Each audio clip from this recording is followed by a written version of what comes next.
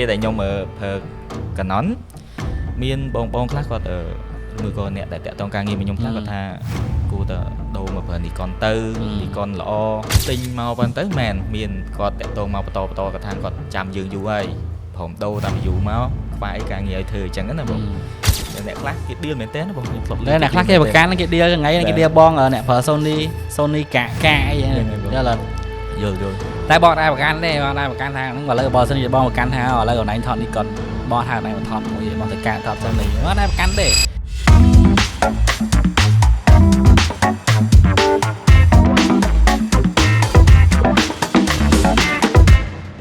ួស្តីអ្នកទាំងអស់គ្នាបាទស្វាគមន៍មកកាន់ podcast You Can Do It ឬខ្មែរគេហៅថាអ្នកអាចធ្វើបានហើយនៅក្នុងថ្ងៃនេះដែរយើងវិលត្រឡប់មកជួបជាមួយនឹងpodcast របស់យើងនៅក្នុងរដូវកាលទី2ដែលជារដូវកាលចាប់ផ្ដើមដោយសារតែកាលពីរដូវកាលមុនយើងធ្វើបានតែ2 episode ទេដោយសារតែយើងត្រូវ renovate ផ្ទះដល់ពេលអញ្ចឹងទៅខ្ញុំអត់ក៏ខកខាននៅក្នុងការធ្វើអញ្ចឹងបើគិតទៅវាចូលមួយឆ្នាំជាងហើយអញ្ចឹងឥឡូវនេះយើងបាន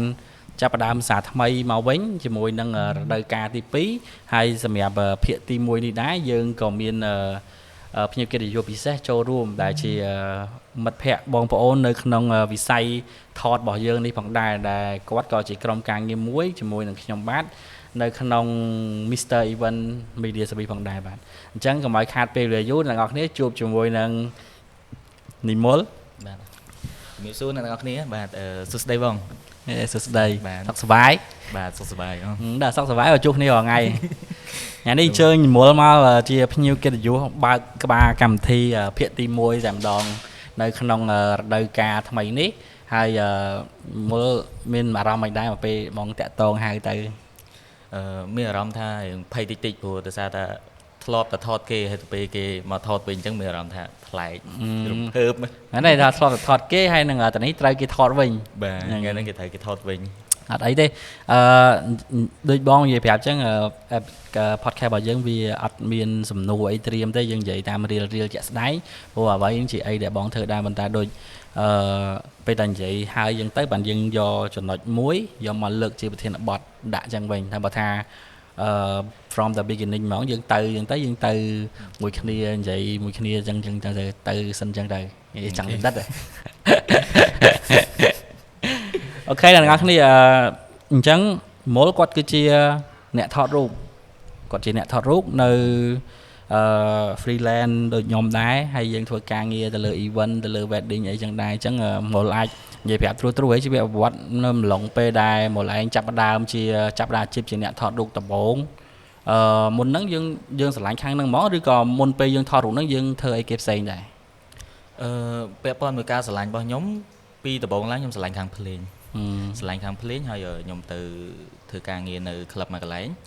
ដោយយកពេលវេលាទៅនេក្បាលល្ងាចសម្រាប់រៀនភ្លេងហើយយប់ឡើងយើងធ្វើការដើម្បីយកលុយទៅរៀនភ្លេងបន្តដល់ពេលបន្ទាប់ពីធ្វើការបានមួយរយៈទៅក៏ចាប់ផ្ដើមមានមិត្តភ័ក្តិគាត់បបួលគាត់ថាបើទៅនេអញ្ចឹងព្រោះកាលមុនហ្នឹងយើងហត់តុកដល់ពេលគាត់បបួលថាមិនបាច់ហត់តុកទេមកថតមួយគាត់ទៅហើយអ្នកដែលបបួលខ្ញុំហ្នឹងឈ្មោះភក្ត្រាហើយជាគ្រូទី1ហើយហ្នឹងសុភក្ត្រាម៉ារីអូយើងហ្នឹងបាទគ្រូទី1ហ្មងគ្រូទី1ហើយគាត់ក៏ថាមិនមកថតរូបជុំគ្នាទៅក៏ចាប់ផ្ដើមមកថតរូបហើយដំបូងឡើងក៏ថតហ្នឹងគ្រាន់ថតប្រកបកិច្ចយកប្រាក់ខែដើម្បីយកទៅរៀនភ្លេងទេតែដល់ពេលដែលថតយូរទៅមានអារម្មណ៍ថាភ្លេងរៀនលេងចូលហើយក៏ចាប់ផ្ដើមស្រឡាញ់អាហ្នឹងខ្លាំងក៏បោះបង់ការរៀនភ្លេងមកចាប់អាជីពថតរូបមកអញ្ចឹងបើគិតទៅចាឥឡូវបើយើងសួរបកក្រោយតិចអញ្ចឹងមុនពេលដែលចាប់ផ្ដើមជាអ្នកថតរូបហ្នឹងយើងធ្វើជានេះមែនយើងធ្វើជា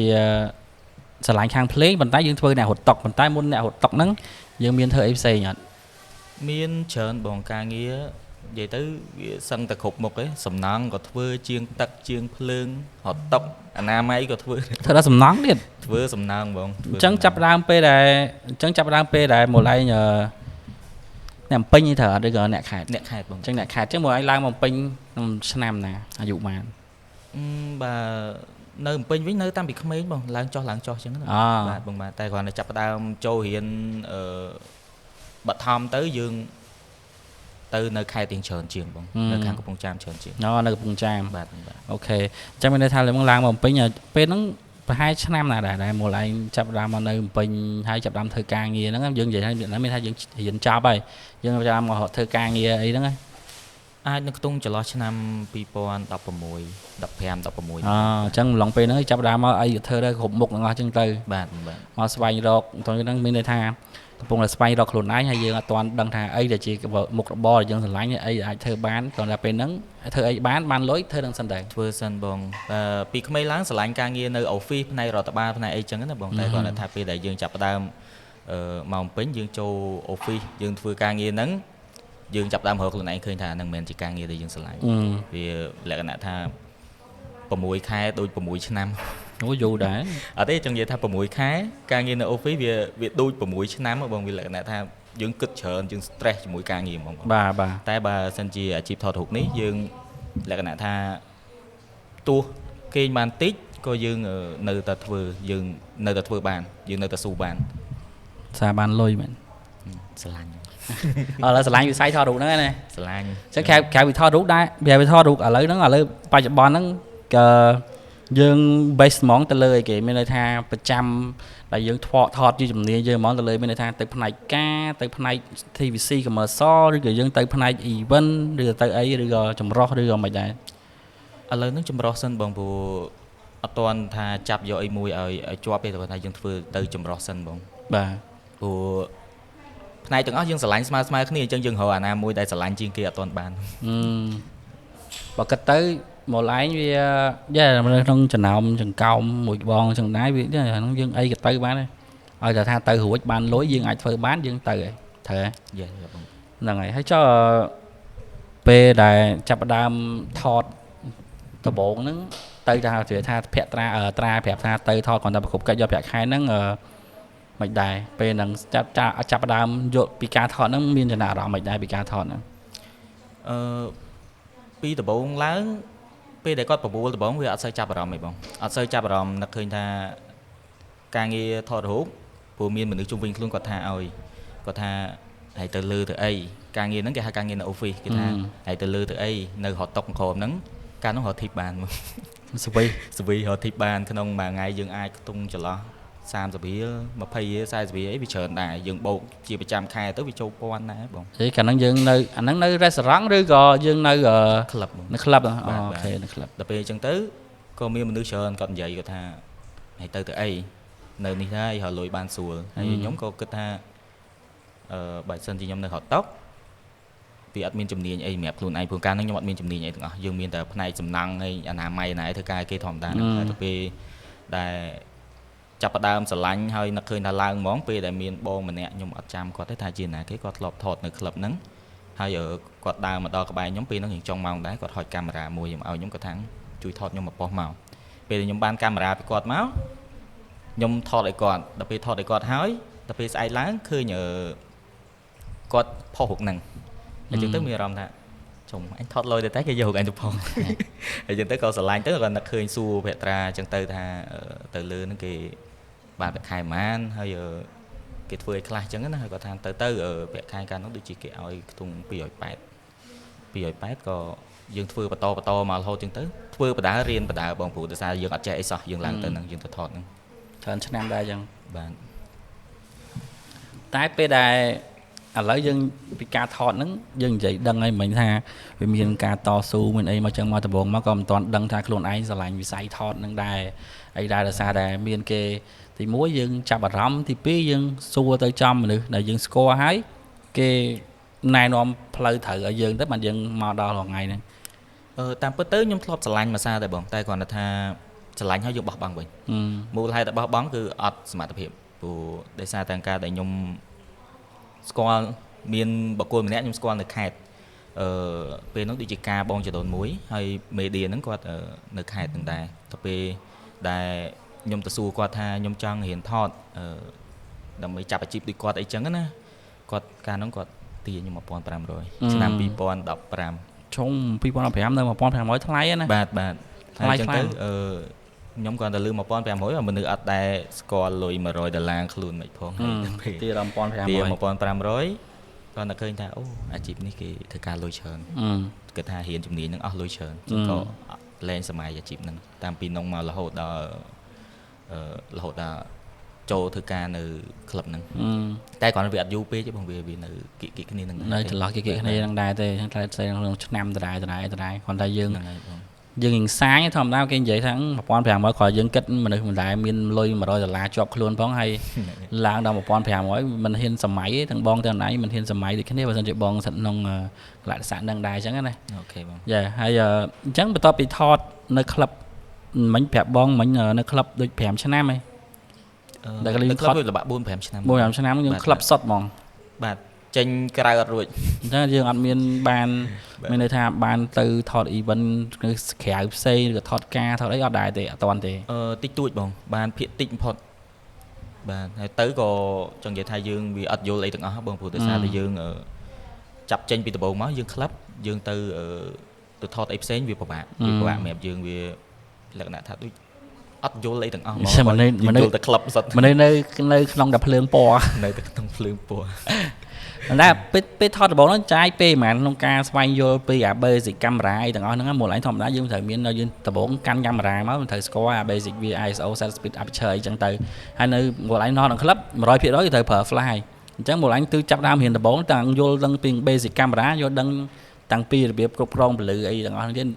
សម្រាប់មកឡើងគិតថាពេលហ្នឹងចាយពេលហ្មងក្នុងការវឹកហាត់ខ្លួនឯងឬក៏បរៀនខ្លួនឯងហ្នឹងឲ្យវាបានដល់ចំណុចមួយដែលយើងគិតថាអូខេអាចទៅមុខរួចតែយើងអាចថាចេះថាមកពេលហ្នឹងចាយពេលហ្មងខ្ញុំគិតថាខ្ញុំពេលហ្នឹងដូចជាខ្ទង់កន្លះឆ្នាំបងតែគ្រាន់តែថាវាមិនមែនថាយើងវាប្រកែយើងចេះអីហ្មងតែគ្រាន់តែថាអាចទៅមុខរួចមកបន្តិចតួចលក្ខណៈថាគេបដ ாய் បានអញ្ចឹងណាបងតែមានដងដែរតែបើមានដងដែរមនុស្សតើមានដងបានរៀនឆាប់ចេះបើអត់មានដងយើងមិនចេះ6ខែលើថតបងតែលើរូបផ្សេងចាថាលើថតហ្នឹងគេថា6ខែហ្នឹងចាយពេលតែថតទេអត់មានចាយពេលទៅលើកែរូបរើសរូបអីអត់មានទេបាទព្រោះពេលដែលដំបូងហ្នឹងគឺរើសរូបសិនរៀនមើលរូបសិននៅលើ Lightroom មើលរូបមើលប្លង់ហើយនៅលើ Lightroom យើងមាន shutter speed មាន ISO aperture លើហ្នឹងអញ្ចឹងយើងឆ្លៀតមើលអាហ្នឹងតិចអញ្ចឹងទៅហើយបន្ទាប់ពីយើងដឹងប្លង់ដឹងអីខ្លះហើយបានយើងចាប់ផ្ដើមមកថតហើយថតហ្នឹងគឺ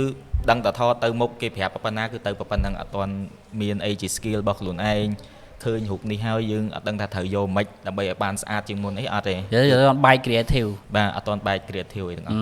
យើងនៅតែគេប្រាប់ថាអូកន្លែងនេះយកចិត្តឆ្ងាយយកអញ្ចឹងហោកាន់ស្រាជុលសុបាយហូទៅប៉ុណ្ណឹងហើយអូខេបងអត់តាន់បែកអត់ស្គាល់ low shutter speed ទេអត់ស្គាល់អីទាំងអស់តែថតបានមកភ្លឺស្អាតនឹងថតបានទៅពេលហ្នឹងអញ្ចឹងយើងចាយពេលដែរព្រោះអីធម្មតាហ្នឹងទាំងយើងទាំងគេយើងត្រូវការចាយពេលនៅក្នុងការរៀនឬស្វែងយល់ពីអាហ្នឹងមកខ្លះហើយព្រោះដោយសារតែអាហ្នឹងវាជាហៅគេ foundation ណាវាមូលដ្ឋាននេះត្រូវចេះអាហ្នឹងហ្មងប៉ុន្តែសរសើរមួយត្រង់ថាអនឡាញចាប់ផ្ដើមមកនៅក្នុងក្លឹបហ្នឹងពេលដែលយើងនៅក្នុងក្លឹបដូចបងនិយាយមកអញ្ចឹងគឺ basic camera ទី1ទី2គឺយើងត្រូវមានអា flash ហ្នឹងទៀតប្រើ flash ទៀតព្រោះអ្នកថតរូបដែលប្រើ flash នៅក្នុងក្លឹបនៅក្នុងកម្មវិធីពេលយប់ហ្នឹងវាដូចរៀនរឿង2មុខដូចរៀនជំនាញ2មុខក្នុងពេលតែមួយអញ្ចឹងហ្នឹងហើយអានេះបើសិនជាអានេះគ្រាន់តែជាអារម្មណ៍របស់ខ្ញុំបងខ្ញុំគិតថាយើងចេះថតនៅក្នុងក្លឹបពេលយប់កន្លែងដែលស្ទើរពលឺហើយយើងចេញពីកន្លែងហ្នឹងមកចាប់អាជីពដូចជា event ថតពេលថ្ងៃពេលអីវិញខ្ញុំគិតថាវារៀងងាយជាងពីអ្នកថតពេលថ្ងៃហើយទៅថតពេលយប់វិញហ្នឹងហើយអញ្ចឹងបានដូចបងនិយាយអញ្ចឹងយើងរៀនអាពិបាកមុនហើយបើយើងមកធ្វើរៀងល្មមវិញវាមិនស្រួលតែវារៀងល្មមវិញយើងយល់ហើយពេលអញ្ចឹងធម្មតាដូចជំនាន់បងអត់មានទៅរៀនអីពេលយប់អីបានទេមិនតាន់ចាញ់ទេថតពេលហ្នឹងមានតែរបៀបlow shutter អីចឹងទៅ low shutter ថត low shutter អញ្ចឹងថតម៉ូតូតាមផ្លូវណៃមានអីគេអីចឹងឲ្យឃើញតែភ្លើងអូសវែងអញ្ចឹងជំនាន់បងអាហ្នឹងយប់ឡើងមានថតចឹងឯងបើថាថ្ងៃឡើងថតឲ្យដល់ឲ្យធម្មតាគ្រប់គ្រងពលឺអីតែប៉ុណ្្នឹង shutter speed អីមិនតាន់ពេលជំនាន់មិនតាន់ដឹងថា ND ហ្នឹងស្អីគេផងយើងយក ND មកទៅស្អីដាក់ស្អីគេថតលេពេលខ្លះ shutter speed មកឡើង1000ថតថ្ងៃឡើងខ្ញុំពីដំបូងដូចគ្នាបងពេលដែលចេញថតពេលថ្ងៃដំបូងពេលដែលយើងអត់ទាន់យល់ពេលខ្លះ shutter speed ដាក់60ហើយ aperture បើកឡើងដល់20ជាង អាហ្នឹងវាជារឿងដំបូងឡើងដែលយើងចាប់ផ្ដើមវាសុទ្ធតែមានចំណុចមួយរបស់យើងរៀងខ្លួនអញ្ចឹងហើយតែឥឡូវបកមកវិញបន្ថែមទៀតការដែលយើងចូលធ្វើការដំបូងយើងធ្វើការក្រុមហ៊ុនយើងស៊ីប្រាក់ខែហើយឥឡូវអនឡាញចេញមកក្រៅមានទទួល event ក្រៅផ្សេងអីផ្សេងអញ្ចឹងទៅអនឡាញសម្រាប់អនឡាញយល់ឃើញថាតើវាមានភាពខុសគ្នាមិនខ្លះសម្រាប់ល្អមិនខុសអីចឹងណាឬក៏អនឡាញគុណសម្បត្តិគុណវិបត្តិអីចឹងទៅអនឡាញដែរវិភាគរឿងហ្នឹងឬក៏មើលឃើញពីភាពខុសគ្នារវាងការងារ freelance ហើយនិងការងារ full time ហ្នឹងដែលគិតថាវាមិនដែរសម្រាប់អនឡាញបបផ្សោតណៃផ្ទាល់ចំពោះបទពិសោធន៍របស់ខ្ញុំបើសិនជាយើងធ្វើការនៅក្នុងក្លឹបវាមានប្រាក់ខែគោលមួយសម្រាប់យើងដោះស្រាយប្រចាំថ្ងៃវាបានគេគ្រប់គ្រាន់ហើយមានពេលខ្លះសម្រាប់ខ្លួនឯងសម្រាប់គ្រួសារអញ្ចឹងណាបងតែគាត់ណាវាមានផលវិបាកវាមួយដែរវាលក្ខណៈថាយើងអត់មានអីសម្រាប់ខ្លួនឯងថ្មីយើងចេះតែក្លឹបតែមួយមុខអញ្ចឹងណាបងតែបើសិនជាយើង freelance ខាងក្រៅទេយើងជួបមនុស្សប្លែកយើងជួបបងគាត់រីខមមិនឬអីខ្លះមកយើងបានបទពិសោធន៍ថ្មីបន្ថែមចាប់ដើមបែកកណិតចេះរកអីជា creative របស់ខ្លួនឯងចាប់តាមស្គាល់ខ្លួនឯងយើងតិចច្រើនមិនបងហងដែរស្គាល់ខ្លួនឯងអត់ស្គាល់តិចច្រើនមិនខ្ញុំអត់យល់ខ្លួនឯងនិយាយស្គាល់តិចច្រើនទៀតយល់ឥឡូវបងយល់ហើយតាចាប់ដើមស្គាល់ខ្លួនឯងជាងមុនអូខេនេះទៀតមិនទៀតអត់ទេថាពេលឥឡូវចុះដល់ពេលយើងចេញ freelance មកវិញមិនដែរហើយចុះឥឡូវមិននិយាយគុណសម្បត្តិហ្នឹងហើយនិយាយគុណសម្បត្តិការនៅធ្វើការ full time ចុះគុណវិបត្តិពេលនៅ full time ហ្នឹងមិនដែរនិយាយមុនហ្នឹងហើយបងវាអត់មានបានអីថ្មីហ្នឹងហើយហើយយើងចេញមកក្រៅទៅបានយើងមានអីថ្មីបាទនៅគុណវិបត្តិពេលចេញមកក្រៅគុណវិបត្តិចេញមកក្រៅគឺត្រូវដេកភ័យយ៉ាងអីដេកភ័យតែអត់ការងារធ្វើដេកភ័យត្រង់អត់មានការងារធ្វើភ័យខ្លាចយើងធ្វើការងារអត់ល្អឲ្យគេអញ្ចឹងណាបងកន្លែងហៅគេអីចឹងដែរបាទព្រោះដោយសារតែនិយាយត្រង់មកបងពេលដែលចាប់ដើមចេញ freelance ដំបូងពេលតែគេតម្លាក់ការងារឲ្យមកគេតម្លាក់ឲ្យថ្ងៃហ្នឹងឬមួយក៏មុន2ថ្ងៃអញ្ចឹងខ្ញុំចាប់ដើមគិតតាំងពី2ថ្ងៃហ្នឹងមកខ្ញុំគួរតែយកបានអីទៅខ្លះខ្ញុំត្រូវទៅដល់ហ្នឹងខ្ញុំត្រូវថតម៉េចខ្ញុំគួរស្លៀកពាក់ម៉េចអីម៉េចដើម្បីឲ្យសមតាមកម្មវិធីរបស់គេដើម្បីឲ្យអ្នកដែលហៅយើងហ្នឹងគេសប្បាយចិត្តមួយយើងអញ្ចឹងណាបងអូខេហើយនិយាយដល់ចំណុចហ្នឹងបងសុំចែកម្លែកពីបងវិញពីមុនបងក៏ធ្លាប់ធ្វើការ full time ដែរអញ្ចឹងពេលម្លងពេល full time វាខុសគ្នាពីអនឡាញបន្តិចដោយសារតែកន្លែងការងារដែលបងធ្វើ full time ហ្នឹងគឺកន្លែង media អញ្ចឹងកាលនោះបងធ្វើនៅក្រុមហ៊ុន Light and Media របស់បងលិនហ្នឹងបងធ្វើនៅហ្នឹងបងធ្វើហ្នឹងយូរឆ្នាំយូរទៅកន្លែងដែលបងចាប់ផ្ដើមដំបូងមកគឺបងនៅហ្នឹងហ្មងអញ្ចឹងពេលនៅហ្នឹងវាមានចង់និយាយថាចេះបើខុសពីអនឡាញត្រង់អីដោយសារតែបងនៅកន្លែងថតស្រាប់ហើយអញ្ចឹងការងារប្រភេទអីក៏ទទួលដែរអញ្ចឹងចូលដំបូងមកអត់ទៅថត club យើងទៅថត outdoor យើងទៅថត grand opening យើងទៅថត sport យើងទៅថត wedding នេះថតគ្រប់ទាំងអស់ដល់ពេលអញ្ចឹងបងគាត់ថាអូបងអាចបត់បែនទៅតាមណាក៏បានដែរព្រោះថាពេលហ្នឹងយើងពេលខ្លះយើងបត់តែអត់តាន់ពេលបងចាំបានពេលដែលដំបូងហ្នឹងគឺបងថត event ក៏មានបច្ចេកថតការយើងទៅថតការអញ្ចឹងពេលថតការហ្នឹងយើងបត់អត់តាន់បន្តិចដោយសារពេលហ្នឹងជំនាន់ហ្នឹងវាមិនតាន់សូវផ្ទុះវីដេអូការហ្មងទេវាច្រើនផ្ទុះតែហុកថតវីដេអូការអត់តាន់សូវផ្ទុះហ្មងទេគេផ្ទុះតែ pre wedding អីចឹងទៅវីដេអូការនៅមានកម្រិតដែលថាវាអត់តាន់ថា go viral ហ្មងក្រុមហ៊ុនណាក៏អត់តាន់ដែរជំនាន់ហ្នឹងនិយាយស្មោះត្រង់ទៅវាដោយអូន Grab ហើយ Grab ចូល podcast មួយបងចឹងជំនាន់ហ្នឹងវាអត់តាន់មានអីទលំទលាយឬក៏វីដេអូ viral អីហ្មងទេអញ្ចឹងពីច្រើនម្នាក់បុកតែ pre wedding អញ្ចឹងទៅព្រោះជំនាន់ហ្នឹងយូរដែរដល់ពេលអញ្ចឹង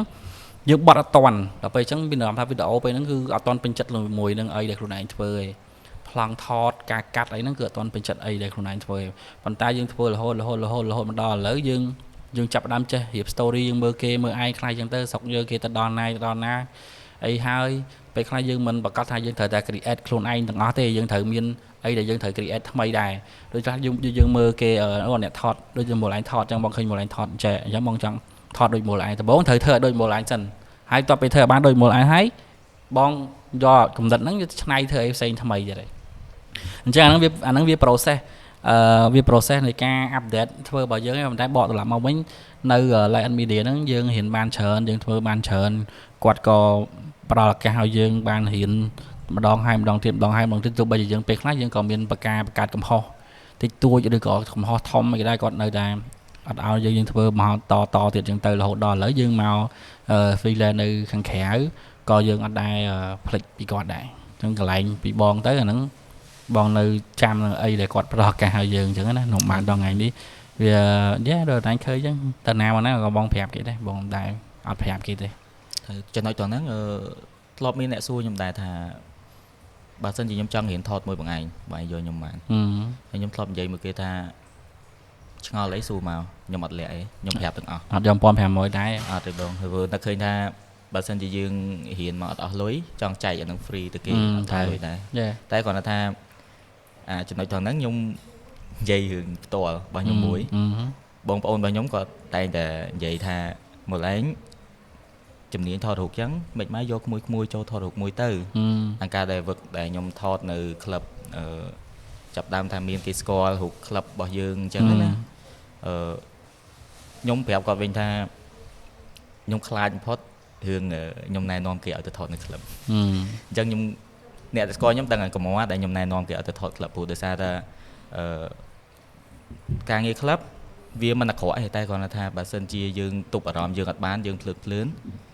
អាចនឹងវិនិច្ឆ័យដោយសារវាក៏ថាបានដែរចុះណៃមានទប់អារម្មណ៍ណៃបានមានភ្លើតភ្លើនណាបើទប់អារម្មណ៍មានបានមកអង្គុយនេះទប់អត់បានមានបានមកអង្គុយនេះទេនេះចុះបើពីកន្លែងទៅវិញបើនិយាយដល់ចំណុចហ្នឹងកន្លែងមានអីផ្ដាំទៅកាន់មានអីជាមតិទៅកាន់បងប្អូនជំនាន់ក្រោយដែលគាត់ទៅចាប់ផ្ដើមមកនៅក្នុងវិស័យថតក្លឹបអូខេក្នុងវិស័យថតក្លឹបអត់មានអីត្រូវ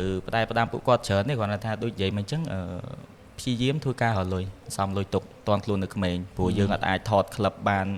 ដល់អាយុ40ឬមួយក៏អាយុ50អត់ទេតែ30ជាងគេលែងយកយើងហើយគេយកក្មេងៗជំនាន់ក្រោយមកទៀតហើយបងយើងមិនថតដល់អាយុ30 40ប៉ុន្តែថាយើងក៏យើងមិនថត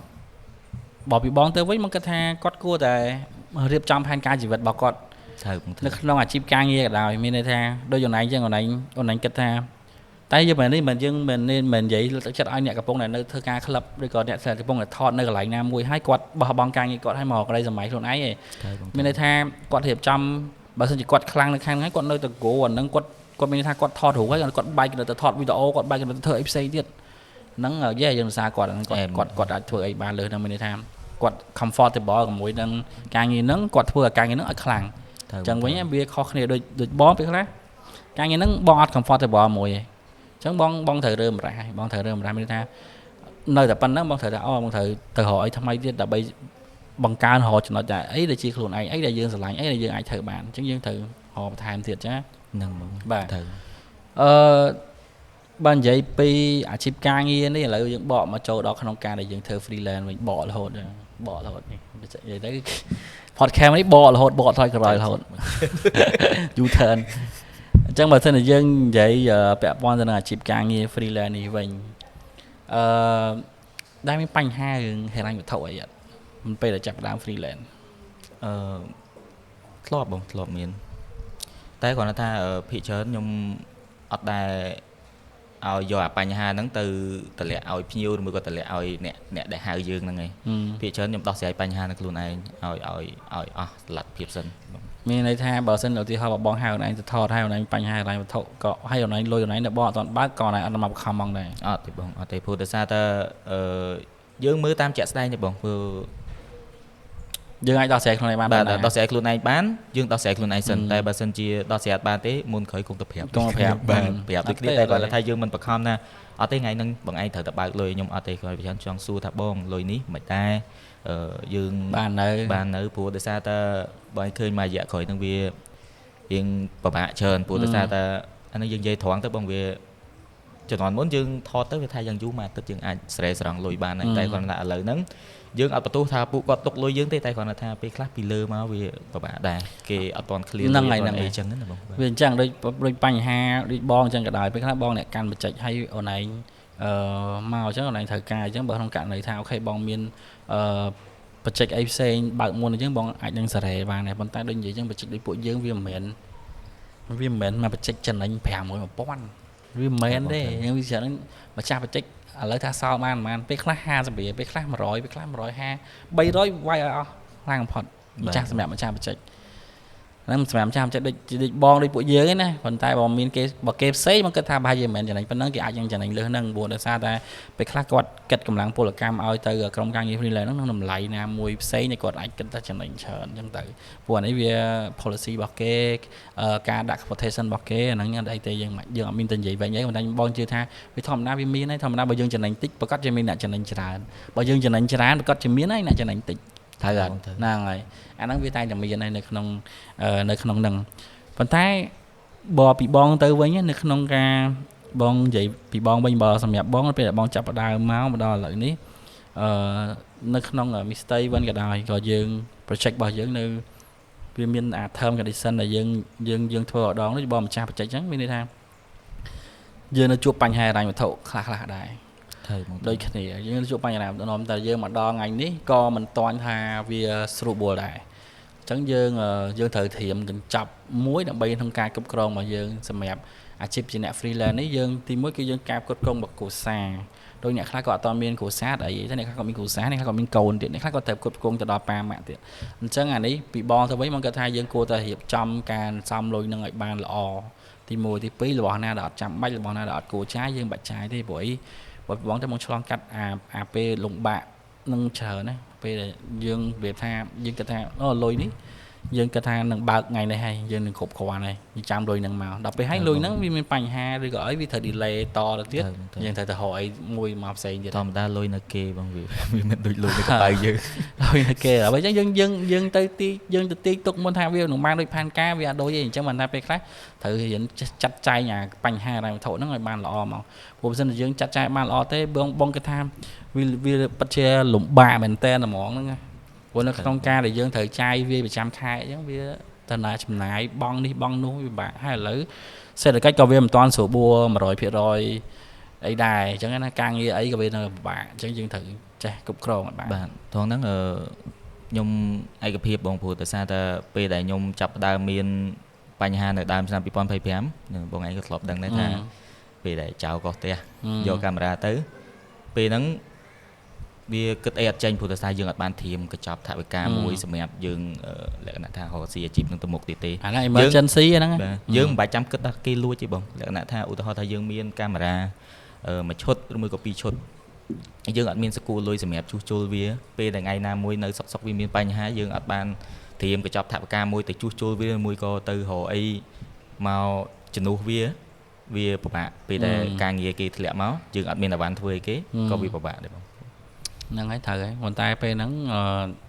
យើងអនឡាញគ្រប់គ្រងការងារនៅបានល្អហើយវាអត់មាន effect អីទេហើយព្យាយាម recover ត្រឡប់មកវិញចាមកគិតទៅខ្ញុំធ្វើការមួយមុលប្រហែលជា3ឆ្នាំហើយប្រហែលជា2បើបង2ទេ3ឆ្នាំហើយដែលគាត់តែងតែចូលរួមជួយ support មួយការងាររបស់ project របស់ Mr. Event របស់ពួកខ្ញុំហ្នឹងចឹងមកច្រើនឆ្នាំហើយការងារគាត់យើងដឹងថាគាត់ថតមិនអីវាមិនចឹងណាកាមេរ៉ាម៉ាក់អីម៉ាក់កែនអូខេហើយនៅថ្ងៃមុខទៅមកឡើងចង់ធ្វើអីទៀតក្រៅពីថតអនាគតទៅខ្ញុំលក្ខណៈថាចង់រកលុយពីក្មេងពេលមានកម្លាំងនឹងឲ្យហើយតែពេលដែលចាប់ផ្ដើមមានធនធានអីតិចតួចយើងមិនមែនថាសម័យដល់ខ្លាចជាសេដ្ឋីបងថាមានធនធានអីតិចតួចតែមាន1លាន2លានអីចឹងយើងគ្រាន់តែថាមានមុខរបរមួយច្បាស់លាស់សម្រាប់ឲ្យប្រពន្ធហើយឬមួយក៏ទៅនៅខេត្តចំមន់ចំទាដាំដំណាំអីតិចតួចបែបខាងសុកស្រែចការនោះចង់ចឹងវិញបងថាគិតចឹងដល់ម្យ៉ាងបងក៏ធ្លាប់គិតចង់ចឹងដែរប៉ុន្តែក្នុងករណីហ្នឹងគឺតើយើងចូលនិវត្តន៍សិនសល់លុយសល់អីកូនចូលរៀនអីចប់មហាវិទ្យាល័យអីចឹងទៅអាហ្នឹងយើងអាចគិតគូរដល់ចំណុចប៉ុន្តែល្អយើងត្រូវមានរៀបចំផែនការជីវិតបែបហ្នឹងគិតចឹងទៅវាត្រូវល្អតែគ្រាន់តែថាមានគំនិតមួយទៀតដែរបងចង់រៀនជួសជុលកាមេរ៉ាទៀតល្អតែបាទព្រោះដោយសារតែជាងថតច្រើនអញ្ចឹងអាវ៉ាន់ប្រើក៏ច្រើនដឹងតែមានអ្នកខូចរៀនជួសជុលកាមេរ៉ាបើកហាងលក់កាមេរ៉ា លាងសម្អាតកាមេរ៉ាអីចឹងណា ត្រឹមជួសជុលលាងសម្អាតសិនលក់ដូរចាំតាមក្រោយមិននិយាយដល់រឿងកាមេរ៉ាចង់សួរបន្តិចមកឡើងដែរគិតថាយើងប្រើកាមេរ៉ាអីក៏ថតស្អាតដែរអត់ឬក៏យើងឬក៏មកឡើងមានគំនិតមួយថាអត់ទេតតែប្រើកាមេរ៉ាម៉ាក់តប្រើកាមេរ៉ាលំដាប់នេះឡេននេះបានថតស្អាតដែលមានគំនិតចឹងអត់ដែលយល់ឃើញថាម៉េចពេលលេងនិយាយចឹងខ្ញុំគិតថាកាមេរ៉ាដែលយើងមានអាណាយើងព្យាយាមប្រើវាអស់សមត្ថភាពសិនណាបងព្រោះដោយសារតែអាហ្នឹងសម្រាប់អ្នកមានធនធានគេគិតចឹងវាត្រូវហើយកាមេរ៉ាធម្មតាតែថ្លៃវាយ៉ាងហោចណាស់ក៏វាមានមុខងារមួយដែលវាពិសេសជាងអាកាមេរ៉ាថោកដែរបងតែគាត់ថាតើសម្រាប់យើងអ្នកអត់ធនធានយើងសំលុយបងឯងដឹងស្រាប់ទេថាខ្ញុំចេញពីធ្វើការសំណងតម្រាំតែសំលុយបានទិញកាមេរ៉ាត្រូវរត់តុកផងឲ្យផងមកបានលុយមកទិញកាមេរ៉ាហើយទិញកាមេរ៉ាហើយក៏វាទៀតអត់មានការងារធ្វើអង្គុយមើលកាមេរ៉ាហ្នឹងតម្រាំតែខ្ញុំដាច់ចិត្តដូរកាមេរ៉ាមួយឈុតខ្ញុំប្រើហ្នឹងតតែអស់សាច់តែឥឡូវមកដល់ឥឡូវដូរអស់ប៉ុន្មានឈុតហើយអត់ដែរបានដូរទេបងមានទិញថែមហើយចាស់ចោលលួចនិយាយដែរបានលួចហើយអត់ដែរបានលួចកាមេរ៉ាបងមានទិញថែមចា 7D ហ្នឹងប្រើតាំងពេលចេញដំបូងមកអញ្ចឹងប្រើតាំងពេលធ្វើការដំបូងហ្នឹងត្រូវអត់7ដំបូង 6D បងប្រើ Canon ទេបាទប្រើ Canon ហើយក៏មានបងគាត់អាហ្នឹងពាក់ព័ន្ធមួយខាងធីមដែលប្រកាន់រឿង brand កាមេរ៉ាទៀតហើយបងគេមិនតែពេលដែលខ្ញុំប្រើ Canon មានបងខ្លះគាត់ឬមួយក៏អ្នកដែលតាក់ទងការងារមកខ្ញុំខ្លះគាត់ថាគួរតែដូរមកប្រើ Nikon ទៅ Nikon ល្អ Nikon អីចេះចឹងទៅហើយធម្មតាយើងវាអត់ទាន់មានធនធានក៏ទ្រាំប្រើអាហ្នឹងគេសិនទៅហើយយើងក៏ពេលខ្លះការងារខ្លះក៏គេហៅយើងការងារខ្លះក៏គាត់មិនមែនអាហ្នឹងយើងអត់បន្ទោសគាត់ទេព្រោះដោយសារអីគាត់រកអត់ដល់អីដែលគាត់ចង់បានអញ្ចឹងក៏គាត់អត់បន្ទោសយើងគាត់អត់បន្ទោសយើងអីដែលគាត់អីអត់ដល់អីដែលគាត់ចង់បានហ្នឹងហើយយើងក៏អត់បន្ទោសគាត់ដែរព្រោះដោយសារវាអញ្ចឹងមែនបងវាស្ទើរមែនព្រោះកាមេរ៉ារបស់យើងវាសេរីចាស់មែនតែពេលផុតពីហ្នឹងមកយើងសំលុយថាបើសិនជាទីផ្សារហ្នឹងគេអ្នកដែលរកយើងហ្នឹងគេប្រើអា brand Nikon ហ្នឹងច្រើនអញ្ចឹងយើងគួរតែសំលុយទិញ Nikon មួយទៅយកមកសកួរទៅបើថាគេហៅទៅយើងមានបានយកទៅថតឲ្យគេហើយបន្ទាប់មកក៏ទិញមកប៉ុន្តែមែនមានគាត់តាក់ទងមកបន្តគាត់ថាគាត់ចាំយើងយូរហើយព្រមដូរតាម view មកខ្វះអីការងារឲ្យធ្វើអញ្ចឹងណាបងដល់ពេលផុតពីហ្នឹងតិចមកចាជួបឥឡូវនេះចំណាំតែគេចំណាំត្រូលគ្នាលេងរឿង Sony រឿង Nikon អញ្ចឹងណាបងអញ្ចឹងអាត្រង់ហ្នឹងខ្ញុំអត់ដែលទៅប្រកាន់ដូចគេមែនតើអីទេតែអ្នកខ្លះគេឌីលមែនតើបងខ្ញុំធ្លាប់លើអ្នកខ្លះគេប្រកាន់គេឌីលថ្ងៃគេឌីលបងអ្នកប្រើ Sony កាអីយល់តែបងដែរប្រកាន់ទេបងដែរប្រកាន់ថាហ្នឹងឥឡូវបើសិនជាបងប្រកាន់ថាឥឡូវអនឡាញថត Nikon បងថាអនឡាញមកថតមួយឯងបងទៅការថត Sony បងដែរប្រកាន់ទេបងឃើញគឺមិនតែគ្នាយើងគ្នាបងថតប្រើ Nikon យើងប្រើតែចម្រោះហ្នឹងបងគ្នាយើងលក្ខណៈថាបើធ្លាប់ឃើញមក event មួយមកជាងថតរៀងច្រើនតិចបងឯងដើរមើលទៅអត់មានក្រុម3 brand អត់មានច្រើនទេអញ្ចឹងមិនថាយើងប្រើកាមេរ៉ាអីក៏វាបានដែរសំខាន់លើយើងអ្នក edit បើយើងអត់ចេះ edit ទេបាទយើងស្អប់ Sony ឬក៏យើងប្រើ Sony យើងស្អប់ Nikon បងនិយាយរងថ្ងៃយើងមកយើងកាន់បច្ចេកការមួយបងញ៉ាំបច្ចេកការមួយហើយអ្នកថត master ម្នាក់មានអ្នកថត Sony មានអ្នកថត Nikon មានអ្នកថត Canon ហើយយកមកតែរូបបងនៅតែធ្វើបានរូបបងនៅតែធ្វើស្អាតហើយគេសួរហ្នឹងមិនធ្វើបានពេលអីបើយើងយល់ពីអាហ្នឹងអស់ហើយហ្នឹងមានអីទៅពិបាកក្នុងការធ្វើលុះត្រាតែអ្នកប្រកាន់នេះអ្នកប្រកាន់ខ្លាំងសិត Sony ចេះ Sony ចោះតែគ្មានទេដូចបងនិយាយអញ្ចឹងកាមេរ៉ាណាយើងប្រើបានយើងប្រើហ្នឹងទៅយើងអត់បាច់ចាំបាច់ទៅប្រកាន់ឬក៏ចាំបាក់ពួកឯងបើសិនជាអូខេបើសិនជាបើគាត់ថាអូខេអត់ទេអូនឯងត្រូវតែប្រើកាមេរ៉ាម៉ាក A ម៉ាក B ម៉ាក C បានបងឲ្យការងារអូនឯងអូខេហ្នឹងធ្វើមិនបងខ្ញុំមានតែអាហ្នឹងប្រើអីដែលខ្ញុំមានតែអាហ្នឹងបើបងឯងពេញចិត្តទៅលើបើបងឯងចង់បាន brand មិនមែនចង់បានលើស្នាដៃរបស់ខ្ញុំអូខេអញ្ចឹងថ្ងៃហៅអ្នកណាមាន brand ហ្នឹងទៅអាហ្នឹងរឿងសាមញ្ញវាមានអញ្ចឹងឲ្យធ្វើមិនពួកក្នុងករណីយើងអត់លុយទៅដូរត្រូវបងត្រូវព្រោះដោយសារតែដូចខ្ញុំនិយាយមុនហ្នឹងអញ្ចឹងវាពិបាកនឹងបត់បែនទៅភ្លាមដែរហើយយើងក៏អត់បន្ទោសគាត់ព្រោះថាដូចនិយាយអញ្ចឹងគាត់ថាបើសិនជាកាមេរ៉ាគាត់គិតថាកាមេរ៉ា brand ហ្នឹងអត់បានអីដែលគាត់ចង់បានអញ្ចឹងក៏យើងអត់បន្ទោសគាត់ដូចគ្នាតែគាត់ថាបើសិនជាយើងគិតឲ្យជ្រៅទៅវាស៊ីសងលឿនអ្នកថតដែរហើយនឹងអាស្រ័យលើទីតាំងឧបករណ៍វាតាមក្រោយទេសំខាន់យើងអា composing របស់យើងនេះដែលយើងចាប់ខ្លងរបស់យើងនេះវាទៅជាបែបណាវាទៅជាយ៉ាងម៉េច mood tone story យើងបើម៉េចវាចេញមកវាបែបម៉េចយើងថតរូបមិនមែនគ្រាន់តែថាថតឲ្យតែភ្លឺឲ្យតែវាមាន រូបភាពនេះវាត្រូវបង្កប់នៃអ្វីហៅថាសិល្បៈនៃការថតរូបគ្នាខ្ញុំចំណាំនិយាយលេងថារូបភាពមានសម្លេងហ្មងអាហ្នឹងយើងមើលរូបភាពយើងដឹងថាគេចង់និយាយពីអី event ហ្នឹងគេកំពុងតែធ្វើអីក្នុងរូបហ្នឹងជជែកគ្នាជួលកែវសើចសប្បាយហ្នឹងហើយយើងមិនបាច់ចាំបាច់តដល់យើងថតវីដេអូរូបភាពវាមើលមកវាចេញសម្លេងហ្មងតែធ្លាប់ថតរូបកំពុងអង្គុយហើរូបហើយញ៉ាំខ្លួនឯងរហូតហ្នឹងមករហូតពេលមើលទៅលក្ខណៈថាមើលទៅ event ហ្នឹងលក្ខណៈថាយើងចូលតួទៅអារម្មណ៍យើងនឹកឃើញរូបភាពដែល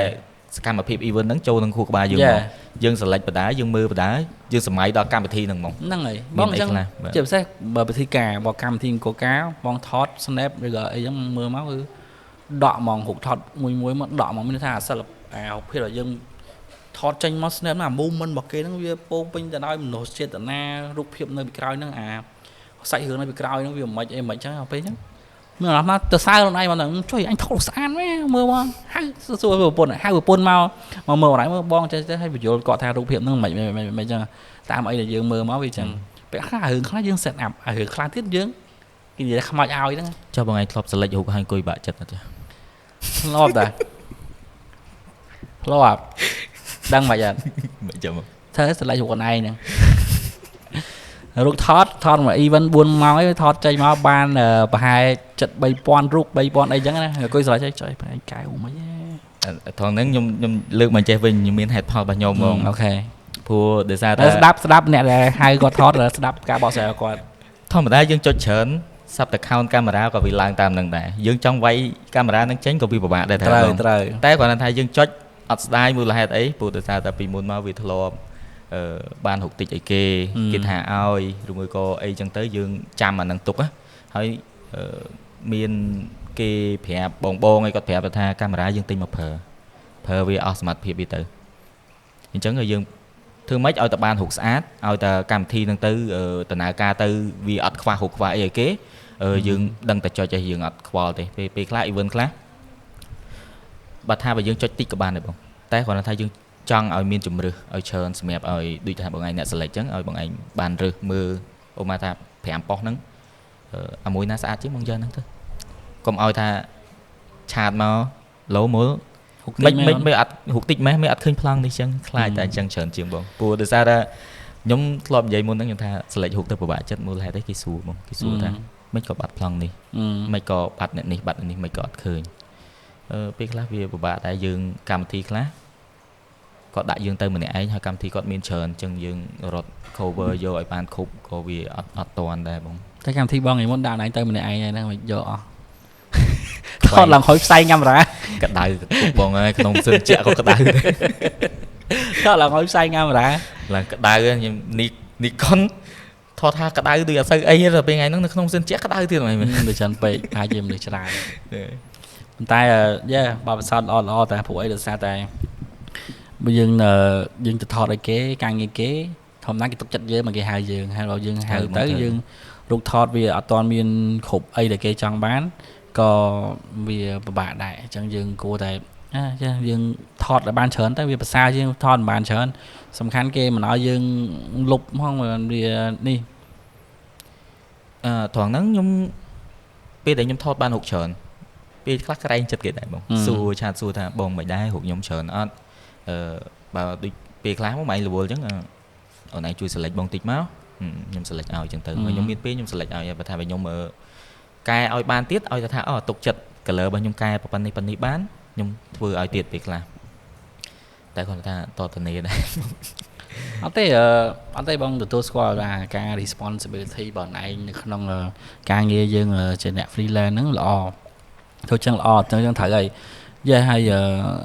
ត្រឡប់ទៀតណាសុំមកចំណុចទៀតហ៎បងតាខ្ញុំធ្លាប់ឮបងឯងនិយាយមួយថាពេលដែលគេទុកចិត្តយើងបានគេឲ្យយើងទៅធ្វើការងារហ្នឹងជំនួសគេអញ្ចឹងបងឯងមិនធ្លាប់និយាយមួយថាពេលខ្លះបងឯងខ្លាចត្រង់ថាការងារវាអត់ទៀងទេបងព្រោះដោយសារតែបងឯងអត់បានទៅកន្លែងហ្នឹងផ្ទាល់អញ្ចឹងយើងទៅជំនួសអញ្ចឹងតើប្រយ័ត្នដែរខ្លាចតែអ្នកទៅជំនួសយើងអ្នក freelance ហ្នឹងគេអត់ចាត់ទុកការងារហ្នឹងជាការងាររបស់ខ្លួនឯងបាទដល់ពេលដែលមានការងារណាខ្លះថែមថយទៅជាអត់សុបាយចិត្តទៅជាអត់ចង់ធ្វើតែអញ្ចឹងទៅប៉ះពាល់ភ្ញៀវរបស់យើងប៉ះពាល់ដល់ឯងជាម្ចាស់បច្ចេកអញ្ចឹងទៅ អាហ្នឹងយើងនិយាយចេះមានន័យថាការងារហ្នឹងបងនិយាយមួយឯងត្រឹម A ដល់ C ទេត្រូវប៉ុន្តែទៅដល់ជាក់ស្ដែង client គាត់កំងឲ្យមានដល់ E ទៀតអញ្ចឹងទៅធ្វើម៉េចបងប្រកាសជារឿងទី1ដែលបងត្រូវនិយាយមួយឯងថាអូនឥឡូវគេត្រូវការងារហ្នឹងគេសុំថែមចេះហើយអញ្ចឹងអូនឯងជួយធ្វើថែមនេះទៅអ្នកខ្លះគាត់យើងនិយាយថែមអញ្ចឹងគាត់ក៏យល់គាត់ understand ដល់អូនឯងយល់អូនឯង understand អូនឯងធ្វើការទាំងសប្បាយចិត្តតែអ្នកខ្លះទៀតគាត់អត់យល់ទេគាត់អត់ understand កន្លែងហ្នឹងទេហ្នឹងរឿងខ្លះហ្នឹងរឿងហ្នឹងដែលបងត្រូវមកនិយាយអត់មានន័យថាគេមកនិយាយមួយបងឲ្យបងឆ្លងទៅពួកអូនឯងតែបើក្នុងករណីថ្ងៃខ្លះបងជាប់ថតដែរឬក៏បងអត់នៅអូនឯងត្រូវ handle បែបម៉េចត្រូវបងហ្នឹងហើយអញ្ចឹងទីសងលើអ្នកដែលយើងទៅព្រោះសារដែលយើង trust ពួកគាត់ហើយយើងទុកចិត្តពួកគាត់ហើយដើម្បីថាអូខេឥឡូវពួកអូនឯងទៅជួយធ្វើការងារហ្នឹងទៅហើយមានអីអូនឯងចាត់ចែងខ្លួនឯងទៅប៉ុន្តែក្នុងនាមយើងជាអ្នកទៅជំនួសដូចយើងចាត់ទុកអាហ្នឹងជាបច្ចេករបស់យើងអញ្ចឹងអញ្ចឹងយើងត្រូវអាចកាត់ខ្លួនឯងឲ្យមកភ្ញៀវមកដល់សុំបងឯងថាអូនសុំកែរូបភ្លាមត្រូវអញ្ចឹងយើងត្រូវឲ្យយើងបងឯងថាអូបងខ្ញុំ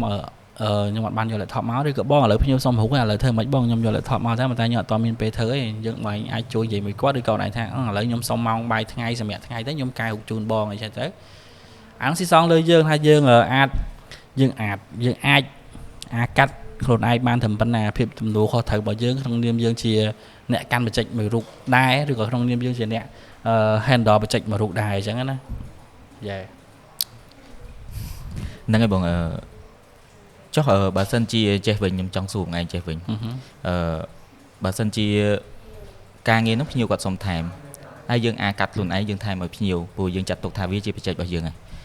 តែទៅជាម្ចាស់ប្រជិកដែលហៅយើងទៅ freelance ហ្នឹងគាត់ថាអត់គួរថែមឲ្យទេអាហ្នឹងយើងគួរតែដោះស្រាយមិនព្រោះយើងធ្វើហ្នឹងយើងអត់មានចេតនាអីបងចេតនាគ្រាន់តែថាគិតថាត្រង់ហ្នឹងយើងអាចថែមបានតែអ្នកខ្លះអាហ្នឹងគាត់ថានិយាយមកចំនួនយើងគ្រាន់ឧទាហរណ៍ណាគាត់អាចនឹងគិតថាចង់តាចាញ់កាឡាគេលក្ខណៈថាចាញ់កាឡារបស់គេអញ្ចឹងហើយថាយើងនឹងយកចិត្តភ្ញៀវចង់តាមភ្ញៀវគេអញ្ចឹងទៅវាអាចនឹងមានអាហ្នឹងតើអាហ្នឹងយើងហ៊ានអាកាត់ដូចខ្ញុំជាមួយបងឯងអញ្ចឹងយើងអាចនឹងស្គាល់ចិត្តគ្នាខ្លះអញ្ចឹងទៅយើងហ៊ានអាកាត់បើពីបងទៅវិញបងអត់ថាអីក្នុងករណីថាភ្ញៀវគាត់សុំមកក្នុងហេតុផលមួយដែលសមរម្យហើយពីបងទៅបើសិនជាក្នុងករណីបងថាឲ្យអូនឯងឬក៏បងអត់សប្បាយចិត្តជាមួយនឹងការសម្រេចចិត្តហ្នឹងគឺមានហេតុផលតែមួយឯងគឺបងការពារអត្ថប្រយោជន៍របស់អូនឯងត្រូវបងទី1បងចង់ឲ្យអូនឯងធ្វើការលើសម៉ោងទី2បងចង់ឲ្យវាលើសពីអីដែលអូនឯងនិយាយហ្នឹងឯងអញ្ចឹងណាអញ្ចឹងយើងត្រូវយល់ពីគ្នាទៅវិញទៅមកតែបើសិនជាអូនឯងថាអូបងអត់អីទេការងារហ្នឹងអត់អីទេបងឯងកុំបារម្ភពីខ្ញុំអត់អីទេខ្ញុំធ្វើ fine ដើម្បីជូនភ្ញៀវទៅព្រោះភ្ញៀវគាត់សុំហើយអញ្ចឹងបន្ទាប់មកបងឯងទៅនិយាយមួយភ្ញៀវទៅឆាចឬក៏មិនឆាចឬក៏អីបងឯងចាំជជែកមួយភ្ញៀវទៅតែបើពីខ្ញុំទៅវិញខ្ញុំអត់អីបងខ្ញុំ fine ខ្ញុំអូខេខ្ញុំធ្វើជូនបានហ្នឹងដោះស្រាយមានពេលហ្នឹងបងសួរបងអត់សប្បាយចិត្តក្នុងការសម្រេចចិត្តបងឯងគឺមានតែមួយហ្នឹងឯងគឺកងការពារអត្ថប្រយោជន៍បងឯងប៉ុណ្ណឹងបើការងារ freelance អត្ថប្រយោជន៍មានអស់កម្លាំងហ្នឹងហើយអស់កម្លាំងធ្វើការ over ឬក៏ឥឡូវអូនថាអូនឯងចាប់ការងារហ្មងធ្វើម៉ោង10ទេប៉ុន្តែឥឡូវភ្ញៀវសុំឲ្យនៅដល់1ម៉ោងទៀត2ម៉ោងទៀតមិនទៅហើយអូនឯងត្រូវមានការងារអូនឯងនៅបន្ទាប់ហ្នឹងទៀតអញ្ចឹងណាអានេះយើងត្រូវ understand ពីគ្នាបើមិនយើង understand ពីគ្នាមិនកើតអញ្ចឹងវាថារឿងខ្លះវាសិតតែអត់អាចកើតឡើងភ្លាមយើងអត់ដឹងវាអាចកើតឡើងភ្លាមយើងអត់ដឹងយើងអត់អាចរៀបចំទុកមុនបានទេត្រូវបងយើងអត់អាចរៀបចំទុកមុនយើងអត់អាចដឹងមុនបាទអញ្ចឹងយើងត្រូវ prepare អាហ្នឹងឲ្យបានសមស្របហ្មងថាអូបើសិនជាមានករណីរឿងហ្នឹងកើតឡើងតែយើងត្រូវធ្វើមិនយើងសួរដែរដូចមុនទៅសួរថាថ្ងៃហ្នឹងមានត្រូវទៅណាទៀតអត់មានត្រូវអីអត់ហើយបើបងឯងវិញបើសិនជាក្នុងករណីអូនឯងជាប់ការងារផ្សេងអូនឯងគាត់จะសួរបងថាបង event ហ្នឹងចាំបងប៉ុន្មានសួរខ្ញុំនេះបើសិនជាមិនខ្ញុំទៅមុនឬក៏អីអាហ្នឹងប្រកាសជាសួរក្នុងករណីអូនឯងមាន event ជន់គ្នាចុះបើ event ភ្លាមធ្វើម៉េចអោមកឥឡូវទៅណៃអត់ត្រង់ហ្នឹងខ្ញុំធ្លាប់ថាឲ្យបងប្អូនម្នាក់គាត់ខ្ញុំឮគាត់និយាយគាត់ថាចេះ event អត់ព្រមប្រាប់មុនទេតដល់ម៉ោងហើយបានទេប្រាប់តតលរគេអត់បានមករកយើងតរកគ្នាអត់បានមករកយើងហើយខ្ញុំក៏និយាយមកគាត់ថាចេះអូនឯងគ្រាន់បើហើយដល់ពេលគេតល់គេនឹកឃើញអូនឯងខ្លាចតែគេអត់នឹកឃើញអូនឯងអូនឯងមានការងារណាធ្វើថាអញ្ចឹងក៏វាមួយយ៉ាងដែរប៉ុន្តែបងហត់តែអូនឯងមកនឹងថាអូនឯងភាកច្រើនអូនឯងទៅនេះ ពីច្រើនគឺអនឡាញតនេ តនេ អញតេទៅមុនគេហ្មងរាល់ពេលដែលមានបញ្ហា emergency case អញ្ចឹងគឺតេទៅអនឡាញមុនគេហ្មងការងារអ្នកនរគ្នាគាត់អត់មានត្រូវទៅថតការងារមួយខ្ញុំទេប៉ុន្តែរបៀបថាខ្ញុំមានត្រូវការជើងថតមួយភ្លាមឬក៏គ្នាខ្ញុំម្នាក់គាត់រវល់ភ្លាមអញ្ចឹងខ្ញុំត្រូវតែតេឲ្យគាត់ឲ្យតែពាក្យដំបូងដែលខ្ញុំពេលដែលគាត់លើកទូរស័ព្ទគឺខ្ញុំសួរហ្មងអូនឥឡូវអនឡាញតនេពេលដែលបងហៅអនឡាញភ្លាមអីចឹងអាហ្នឹងពេលខ្លះអនឡាញសម្រាប់អនឡាញហ្មងអនឡាញគិតថាវាមិនដែរវាជាផលលំបាកមួយឬក៏ជាការរំខានឬក៏អនឡាញគិតថាការដែលហៅភ្លាមហ្នឹងអនឡាញវាចម្លៃទៅលើអាទស្សនវិជ្ជារបស់ហៅហ្នឹងមិនឬក៏មិនដែរអនឡាញគិតសម្រាប់អនឡាញការយល់ឃើញបើសិនជាចំណុចហ្នឹងអាហ្នឹងគាត់ថាបើខ្ញុំវិញខ្ញុំចូលចិត្តប្រវាយវាទៅជារឿងរឿងវិជ្ជមានវិញចូលមកវិជ្ជមានទៅជារឿងវិជ្ជមានវិញព្រោះដោយសារតែអ្នកណាគេក៏ដោយតែពេលដែលយើងកំពុងតែគេអញ្ចឹងណាពេលដែលមានគេទេមកតើមានអារម្មណ៍មួម៉ៅខ្លះហើយតែគាត់ថាព្យាយាមសម្រួលអារម្មណ៍ហើយត្រូវគិតថាជុំដេកសុកគេទេយកលុយមកឲ្យយើងគិតថាគិតចេះវិញព្រោះដោយសារតែដូចខ្ញុំនិយាយមុនហ្នឹងអញ្ចឹងថាខ្ញុំធ្លាប់ថាឲ្យបងអូនហ្នឹងថាពេលតែតល់មកគេរកយើងសំណាងដែលពេលតល់គេនឹកឃើញយើងខ្លាចតែពេលតល់គេមិននឹកឃើញយើងគេទៅរកអ្នកដតីទៀតទៅហ្នឹងហើយអញ្ចឹងចូលចិត្តគិតអីរឿងបែបវិជ្ជមានអញ្ចឹងទៅវាអត់សូវលក្ខណៈធ្វើការដូចជាការងារខ្លះបើយើងសប្បាយចិត្តនឹងធ្វើចាំយើងធ្វើបងបើមិនជាយើងអត់សប្បាយចិត្តនឹងធ្វើទៅតុកសិចមុខកមើកញ៉េកញើពេលខ្លះក៏អត់មានអារម្មណ៍ធ្វើការដែរបងតែយើងទៅធ្វើការងារហ្នឹងទេបើមិនយើងអត់សប្បាយចិត្តនឹងវាហើយយើងកុំធ្វើវាហ្មងចឹងណាធ្វើការបងសប្បាយចិត្តអត់ចុះខ្ញុំតែអត់ទៅអត់សួរចឹងវិញបណ្ដោយទៅchơi rồiតែអមខ្ញុំទៅដែរមិនក៏ទៅដែរពេលខ្លះមិនបញ្ចេញខ្លួនឯងតែអាកាត់ចំនួនចាស់ចេញទៀតទៅមានតែមុលទៅពឹបមែនមកលើកដូចចិត្តមែនទៅនេះដែរបងមកអញ្ចឹងខ្ញុំខ្លាចតែ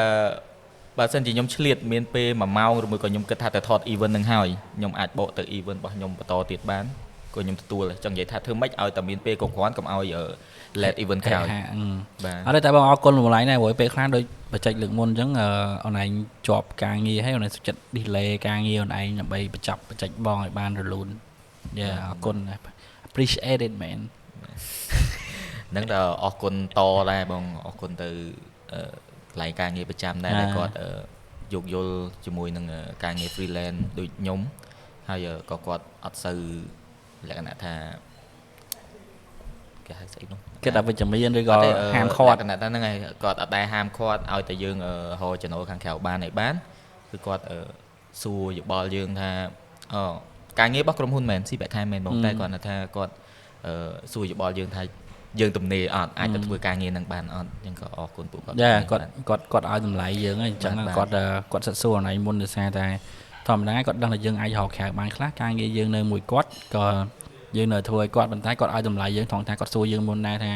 ថ្ងៃហ្នឹងអនឡាញតនេអត់អនឡាញថតបានអត់គាត់ប្រាប់យើងមុនតែគាត់ថាខ្ញុំធ្វើការឲ្យគាត់ខ្ញុំនិយាយត្រង់ហ្មងបងថាមិននិយាយមុខកាមេរ៉ាអីទេតែគាត់ថាការងាររបស់ក្រុមហ៊ុនតម្លាក់មកឲ្យតែខ្ញុំឆ្លៀតធ្វើបានខ្ញុំធ្វើអត់ដេកក៏បានដែរបងលក្ខណៈធ្វើម៉េចការងារក្រៅយើងរកហើយគេបើកឲ្យយើងរកហើយអញ្ចឹងការងាររបស់គេក៏យើងអត់ឲ្យគេស្ទះដែរចាយើងត្រូវ respect ទៅគេវិញយើងត្រូវគោរពការងាររបស់គេវិញពេលគេដាក់ឲ្យយើងទទួលហើយយ៉ាបើសិនជាយើងបងគិតថាបើក្នុងករណីនេះបើសិនជាក្នុងករណីអនឡាញរវល់អនឡាញបានទៅថតឬថាគាត់ដាក់មកថ្ងៃអង្គារអញ្ចឹងអនឡាញហ្នឹងអនឡាញជាប់ហើយអញ្ចឹងអនឡាញប្រកាសជាប្រាប់គាត់វិញគាត់បងជឿថាគាត់ប្រកាសជាលើកថ្ងៃទៅតាមអនឡាញវិញលុះតាមតែករណីចាំបាច់ទេដែលអនឡាញសុខចិត្ត cancel តែបើសិនជាការងារសំខាន់របស់ក្រុមហ៊ុនឬក៏ការងារដែលខ្ញុំស៊ីប្រាក់ខែខ្ញុំ note ចូលនៅក្នុង note ដូចការងារ event ទូទៅដែរបើការងារណាខ្ញុំត្រូវដាក់មនុស្សទៅជំនួសបានខ្ញុំសួរយោបល់គេថាខ្ញុំអាចដាក់មនុស្សទៅជំនួសខ្ញុំបានអត់ព្រោះតែសារអីឧទាហរណ៍ថាបងឯងរកខ្ញុំទៅថត event មួយខ្ញុំដាក់អ្នកផ្សេងទៅជំនួសបងឯងដឹងតែអត់សុបាយចិត្តទេព្រោះតែសារអី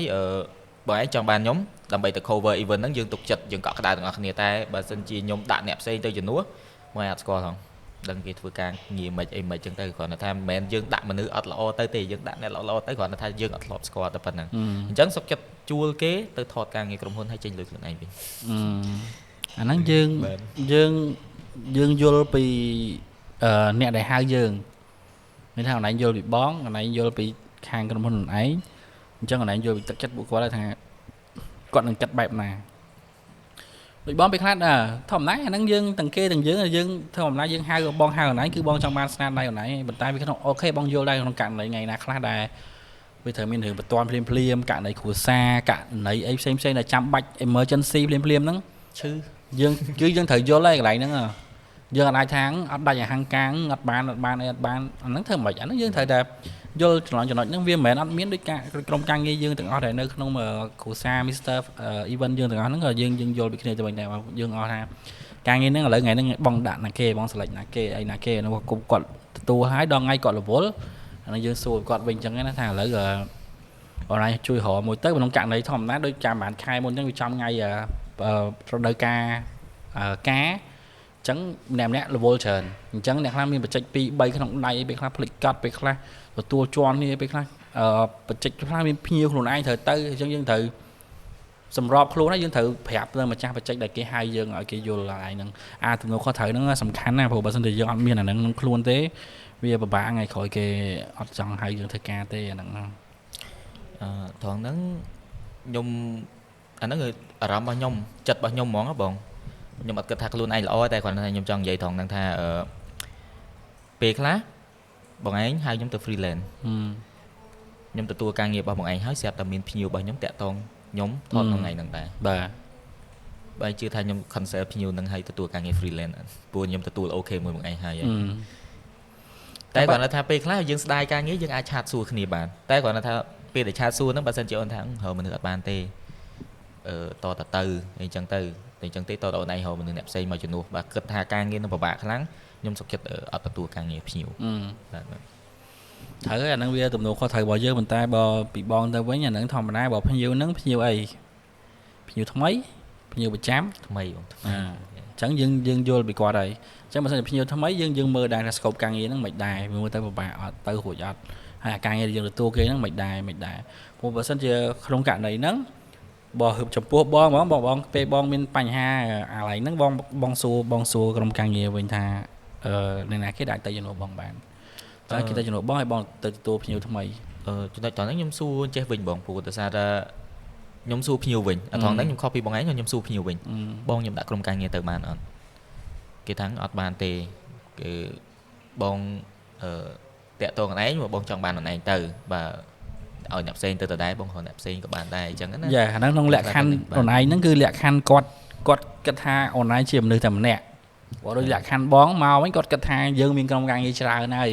យល់អត់អញ្ចឹងអ្នកណាទៅក៏បានដែរសំខាន់ឲ្យបានធ្វើការងារហ្នឹងគាត់ដឹងថាអ្នកផ្សេងចេះជាងខ្ញុំហ្នឹងហើយគាត់ដឹងថា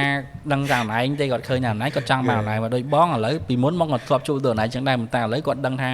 condition យើងនៅប៉ុណ្ណា condition យើងថាឥឡូវយើងមានក្រុមការងារ freelance យើងអាចទៅជួយបានហើយមានអ្នកចាំធ្វើការហ្នឹងហ្មងតែមកឲ្យ confirm អូខេតម្លៃប៉បប្រូចអូខេតាឡូមកតំណៃឥឡូវរឿងនេះវាតែចឹងទេសំខាន់និយាយតម្លៃនេះឲ្យត្រូវគ្នាសិនចង់ event ថ្ងៃស្អែក event ឥឡូវបានឲ្យតែតម្លៃត្រូវគ្នាបើឯងចង់ឲ្យវា make it happen ហ្មង magic ឲ្យតែតម្លៃត្រូវគ្នាចុះមកទល់ឥឡូវយើងមិននិយាយគ្នាបានច្រើនហើយយើងក៏និយាយពាក់ព័ន្ធទៅលើការងាររបស់យើងអីមានប្រមាណចំណុចច្រើនហើយឥឡូវបងគិតថាមកឯងមកដល់ក្នុងថ្ងៃនេះសម្រាប់អូនឯងយកឃើញមិនដែរសម្រាប់មិត្តភ័ក្តិបងប្អូនយើងដែលជាបងប្អូនមិត្តភ័ក្តិយើងដែលជាជំនាន់ក្រោយៗនេះគាត់ឡើងមកហ្នឹងអូនឯងយល់ឃើញមិនដែរសម្រាប់យើងនិយាយថាអ្នកថតរូបសម័យថ្មីមកថតពីជំនាន់ឯងជំនាន់បងហើយជំនាន់ឯងហើយមានអ្នកមកក្រោយជំនាន់យើងទៀតមើលឃើញមិនដែរក្នុងវិស័យថតហ្នឹង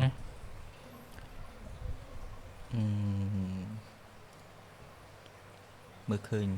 យល់ឃើញមិនដែរថាអ្នកមកថ្មីហ្នឹងមិនដែរ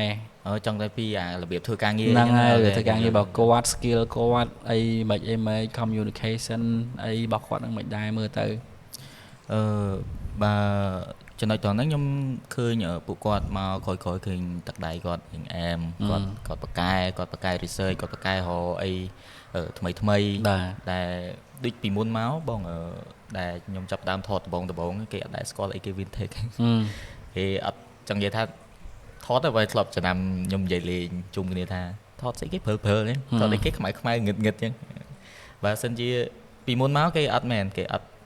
ចាប់អារម្មណ៍រឿងហ្នឹងទេដល់ពេលបានតែ Vintage ហ្នឹងមាន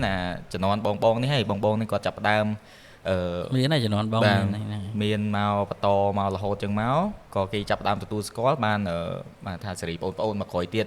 គាត់ចាប់ផ្ដើមរកអី mood បែបបរទេសអីមកផ្សាយផ្សំបន្ថែមទៀតមកក៏ហត់ល្អទៅទៀតទៅហើយគាត់ថាបើសិនជាថតមុនថតក្រោយអីបានជួបព្រមមួយគ្នាអីគូតែរាក់តាក់គ្នាទៅកុំមុខមើលពេលខ្លះគាត់ introvert បើសម្រាប់បងវិញបងយល់ឃើញចែកពួកគាត់យ៉ាដូចណាអញ្ចឹងគាត់មានសមត្ថភាពហើយទី2គាត់ creative ទី3គាត់ប៉ិន research នៅក្នុងការធ្វើអីមួយហើយគាត់មានពេលវេលានៅសម័យគាត់នេះវាទលំទលាយមែនតើហើយពិតជាសរសើរមែនសារឃើញស្នាដៃអ្នកខ្លះគាត់ធ្វើបានល្អហើយ creative អ្នកមុនក៏នៅតែ creative គាត់នៅតែ keep creative របស់គាត់នៅមួយកម្រិតដែលយើងពេញចិត្តស្រឡាញ់គាត់នៅតែមាន standard របស់គាត់ប៉ុន្តែក្មេងៗក្រោយបើសួរថាtechnique បច្ចេកទេស creative ដែលគេធ្វើបូករួមសម័យឥឡូវសម័យ AI ទៀតយើងមើលមកស្អាតថាវា is very good មកពេលខ្លះយើងមើលរូបពួកគាត់ហើយយើងគិតថាហេតុអីបើយើងថតរាប់ឆ្នាំហើយយើងនឹកអត់ឃើញយើងថតចឹងរាប់ឆ្នាំហើយយើងនឹកឃើញមិនគេមកធ្វើចឹងបានមិនគេមកធ្វើមកមើលទៅហើយមិនបានឃើញលយហើយតែពេលជំនាន់មុនមិនបានយើងមើលអត់ឃើញលយយើងមើលឃើញលយគេមកថតគាត់គេមើលឃើញលយគេធ្វើបានយើងមើលឃើញលយអត់យល់ចឹងថាវាដល់វ័យដល់ពេលវេលាកលៈទេសៈហ្នឹងថាពេលហ្នឹងគឺគេទទួលស្គាល់អារបត់ហ្នឹងហើយយើងពីមុនយើងថតblur ខាងមុខច្បាងក្រោយគេអត់យល់ថាហ្នឹងគេថាយើងថតអត់ out of focus បាត់ហើយប៉ុន្តែវាសាច់រឿងហ្នឹងវាមាន behind យើងសាច់រឿងរបស់យើងរូបភាពដែលយើងថតមកមួយវាមាន behind story របស់វាថាវាមិនអូខេអ្នកនរគ្នាអញ្ចឹងយើងនិយាយនេះក៏វាបានយូរច្រើនហើយភាគនេះគឺភាគទី1ហើយរងចាំមើលភាគបន្ទាប់ថានឹងមានបងប្អូនឬក៏មិត្តភ័ក្តិរបស់យើងនៅក្នុង industry មួយហ្នឹងគាត់អ្នកណាគេដែលគាត់ចូលរួមហើយ episode នេះអរគុណមូលមែនតើដែលបានចូលរួមជាផ្នែកកិត្តិយសមួយបងបានចែកម្លែកមួយបងឲ្យបានច្រើនដែរយើងអត់សូវបានទៅស៊ីជម្រៅអីឲ្យបានវែងឆ្ងាយបន្ថែមទៅលើជីវប្រវត្តិអីទេគាត់ថាបង mostly ហ្មង focus ទៅលើអាជីវកម្ម career របស់ហ្នឹងព្រោះយើងគិតថាអ្នកខ្លះក៏គាត់ស្គាល់មូលអ្នកខ្លះក៏គាត់អត់ស្គាល់ទេយើងអាចមើលទៅហើយយើងអាចស្ដាប់ទៅក៏ចំណុចណាដែលល្អយើងទទួលយកទៅចំណុចណាដែលពួកខ្ញុំនិយាយទៅលើសលួសឬក៏មានពាក្យពេចន៍ដែលមិនសមរម្យអីក៏សូមអធិស្ឋានខន្តីអធិស្ឋានផងដែរឥឡូវនេះហ្នឹងហើយខ្ញុំមានតែប៉ុណ្្នឹងទេហើយមូលមានអីចង់និយាយបន្ថែមចុងក្រោយដូចជាអត់មានអីទេបងព្រោះតែសារយើងបាននិយាយមុននឹងច្រើនហើយអញ្ចឹងណាមួយយើងអត់បានត្រៀមទុកអញ្ចឹងយើងអត់មានអីនិយាយបន្ថែមលើហ្នឹងទេនិយាយគិតតែខ្លួនឯងនិយាយបានប៉ុណ្ណឹងគ្រាន់បើអត់ទេលយចាព្រោះដោយសារតែរហូតដល់មួយឯងដឹងស្រាប់ឲ្យខ្ញុំបើថាបើឲ្យនិយាយជាប្រភេទ technique ឬមួយក៏ការងារបែបស្តង់ដាបែបអីហ្មងវាអត់សូវមានតែបើសិនជានាំបងប្អូនសប្បាយក្នុងកម្មវិធីមើលតែពួកគាត់រៀងហត់គាត់ stress ហ្នឹងក្នុងទៅលួចខ្សឹបអីឲ្យពួកគាត់សប្បាយសើចអីអញ្ចឹងអាហ្នឹងខ្ញុំរឿងអត់ប្រយោជន៍ខ្ញុំនិយាយថារឿងអត់ប្រយោជន៍អញ្ចឹងវាអាចសំខាន់យើងធ្វើឲ្យគេសប្បាយចិត្តដែរយើងធ្វើបងប្អូនយើងសប្បាយចិត្តដែរតែគាត់នៅពេលខ្លះក៏ប៉ះអ្នកមើលពីផ្ទះមកដែរតែគាត់នៅតែម្ដងអីអញ្ចឹងទៅយើងតែគេអត់សប្បាយចិត្តអញ្ចឹងអ្នកលេងប៉ះអ្នកមែនហ្នឹងអញ្ចឹងអត់មានអីទេបងចុងក្រោយមានតែអរគុណដែលបងអញ្ជើញចូលរួមក្នុងអេពីសូតទី1បើកឆាកហ្មងអូខេអរគុណមូលដូចគ្នាហើយសង្ឃឹមថាយើងនឹងមានអេពីសូតក្រោយៗមួយគ្នាទៀតប្រហែលជាមិនមែននៅក្នុងកម្មវិធីនេះតែអាចមាននៅក្នុងកម្មវិធីផ្សេងទៀតអញ្ចឹងណាព្រោះប្រហែលជាយើងមានកម្មវិធីច្រើនដែរនៅកញ្ចក់ទូរបស់យើងអូខេអ្នកនរគ្នាអញ្ចឹងខ្ញុំមានតែប៉ុណ្្នឹងទេហើយពីខ្ញុំឲ្យមុលសូមអរគុណអ្នកនរគ្នាហើយកុំភ្លេចជួយចុច like follow និង share សម្រាប់បងប្អូនដែលទៅមកថ្មីផងដែរហើយនេះខ្ញុំផុសក្នុង account របស់ខ្ញុំទេហើយយើងនឹងមាន episode បន្តទៀតសង្ឃឹមថានឹងបានចេញទៅទៀងទាត់ពេលវេលាសារដើមវិញព្រោះសារដើមពីមួយរយៈមុនយើងធ្វើផ្ទះតែអញ្ចឹងទៅយើងជាប់ការងារហើយឥឡូវយើងដក clear យើងអាចយកសេដាប់ឲ្យបានតែសេដាប់នេះវាអត់ទាន់ complete 100% របស់ខ្ញុំទេអ្នកនរគ្នាអញ្ចឹងរងចាំមើលបន្តទៀតក៏មានសេដាប់អីថ្មីបន្ថែមទៀតអញ្ចឹងណាហ្នឹងហើយអូខេអញ្ចឹងពីខ្ញុំទៅហើយមុលអរគុណអញ្ចឹងខ្ញុំពីអ្នកមុលសូមអរគុណសូមជម្រាបលាបាយបាត់